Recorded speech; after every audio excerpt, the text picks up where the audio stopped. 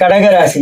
கடகராசிக்கு பாத்தீங்கன்னா அஷ்டம இந்த பிறக்கிற தமிழ் வருஷத்துல பாத்தீங்கன்னா அஷ்டம சனியின் தாக்கம் குறைந்து ஆண்டின் 2ஆம் பாதியில் குருவின் பலத்தால் யோகமான பலன் கிடைக்கும்.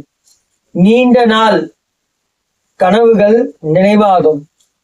வெளிநாட்டு பயணம் செல்ல வாய்ப்புகள் அமையும். கடகராசியை பொறுத்த வரைக்கும் இந்த அஷ்டம சனி தாக்கம் கொஞ்சம் குறைஞ்சிரும்.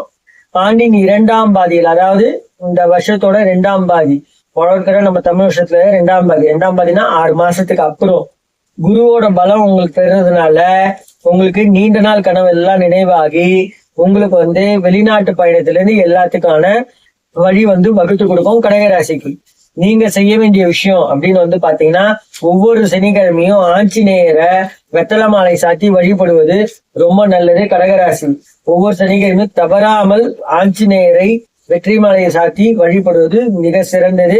தவறாமல் செய்து கொண்டு வாருங்கள், நல்லதே நடக்கும்.